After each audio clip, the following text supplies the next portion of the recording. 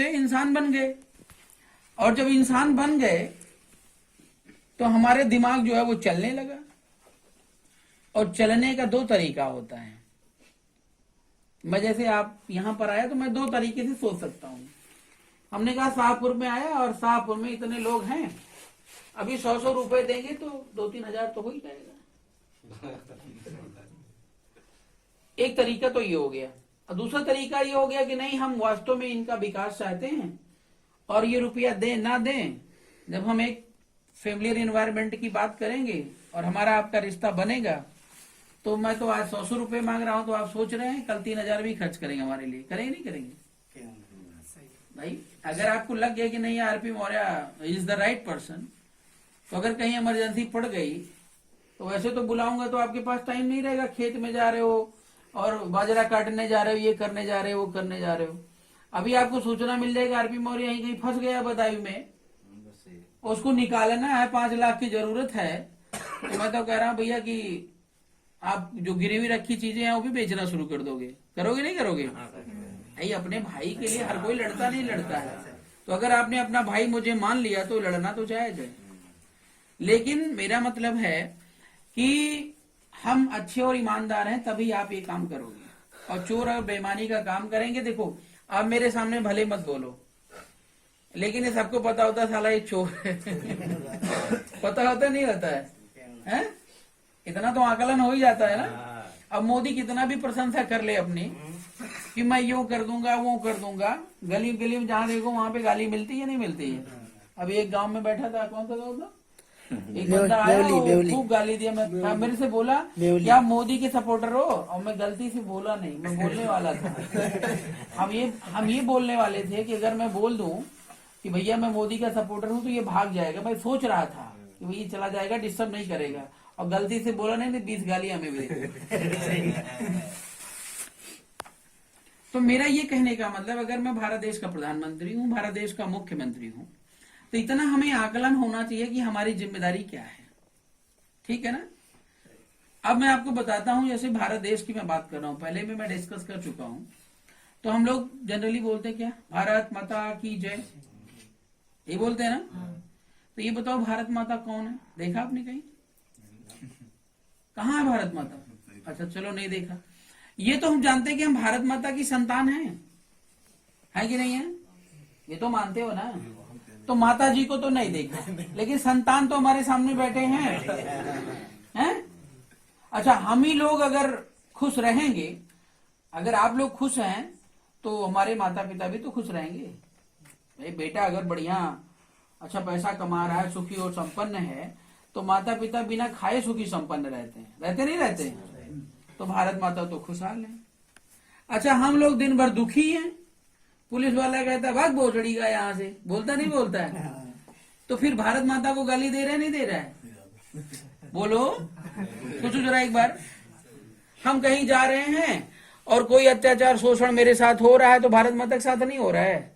कोई घूस मांग रहा है हमारे से, तो तू भारत माता के बेटे से घूस ले रहा है, और तू भी भारत माता का बेटा है। सोची जरा, मतलब वो बंदा जय हिंद बोलता है पुलिस वाला, और भारत माता की जय बोलता है। वही नरेंद्र मोदी भारत माता की जय बोलता है, योगी आदित्यनाथ भारत माता की जय बोलता है, लेकिन काम सारा भारत माता के खिलाफ होता है। अब सोचिए जरा कितनी बड़ी गद्दारी है? तो मेरा यही कहने का मतलब था कि हमारा दिमाग दो तरीके से विकसित हुआ। एक तो ये कि मैं यहां पर आया सभी लोगों को खा जाऊं, शोषण कर लूं सबका, और शोषण करने के लिए मैं झूठ बोलना पड़ेगा, हमें आपको डराना पड़ेगा, आपको धमकाना पड़ेगा। अगर हम आपको डराएंगे और धमकाएंगे, ऐसे नहीं मानोगे, ध्यान रखिएगा। आप सोचो मैंने बोला मैं नेता बन गया, ठीक है ना, तो आप सोचो यार हम भी तो नेता बन जाए, ये कौन से आरपी मौर्य हैं, अब कौन सा बड़ी 30 मार खाए, गाड़ी ले लिए और 4 लोग इकट्ठा हो गए, चल पड़े नेता बनने के लिए। अरे हम भी ले लेंगे भाई दादाजी। तो आप हमारी बात नहीं मानोगे, हमें आपको डराना पड़ेगा। डराने के लिए हेलीकॉप्टर का डर दिखाना पड़ेगा, एक नहीं 50 गाड़ियों का डर दिखाना पड़ेगा, एक असलहाधारी नहीं 20 असलहाधारी दिखाना पड़ेगा, समझ रहे हैं? उसके बाद कोई और तमाम प्रकार की डर हो सकती है जो मैं आपके बीच में रखूं, और जब आप डर जाओगे तब आरपी मौर्य के सामने जो है बात ना करोगे, सीधे आओगे। अगर मैं आपसे पूछूंगा तो डर डर के बात करोगे। और यहाँ पे जो दादाजी है ना, दादाजी, छोटे की तो बात छोड़ दो, दादाजी भी मेरा पैर छुएंगे।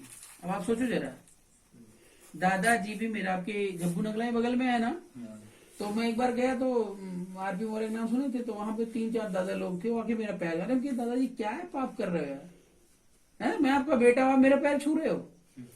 और मेरे पैर पे गिर पड़े और रोने लगे। अब भाई उनको समस्या थी कुछ, तो साल भर नहीं हो रही थी, और रोने लगे क्योंकि क्या अपराध कर रहे हो ये।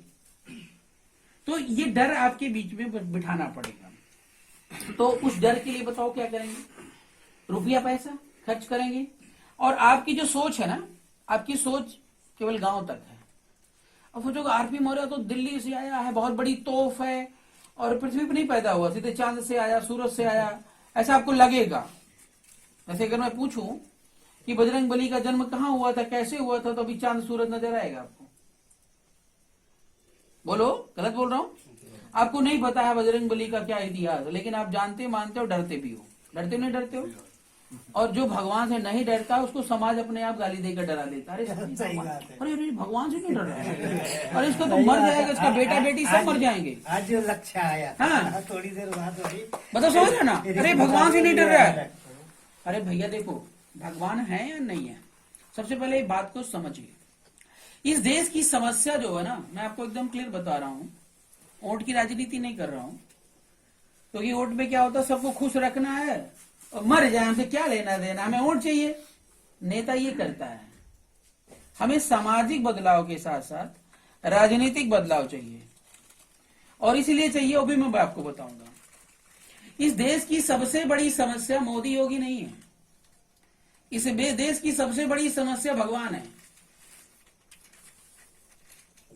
अपना बेटा सुखी नहीं है, भगवान को सुखी रखने के चक्कर में लगे हैं। बहू को गाली दे रहे हैं, दुर्गा माता को खुश करने में लगे हैं। सासू माँ को लतिया रही है बहू, और दुर्गा माता को खुश रखने का प्रयास कर रही है। यही हो रहा है। माता पिता की पूजा कोई नहीं करता, लेकिन भगवान की पूजा डेली कर रहे हैं। अगर आपसे कहूं भैया 100 रुपए दे दो मेरे को, ये विधानसभा जीतना, और जीतने के बाद मैं आपके लिए यूनिवर्सिटी और कॉलेज बनवा दूंगा, तो अभी 4 बार आगे पीछे करके आप देखेंगे। लेकिन अभी मंदिर में चढ़ाना हो तो फिर आप अपने आधार पे नहीं चलते, आप मेरे आधार पे चलते हैं। किसी को वशीकरण यंत्र मंत्र बोला जाता है, जो बस में लोग कर लेते हैं, और जो कहते हैं वही करते चले जाते हैं। आपका दिमाग काम करना बंद कर देता है। आप अपने आप को बहुत छोटा समझ लेते हैं और दूसरे को बहुत बड़ा समझ लेते हैं।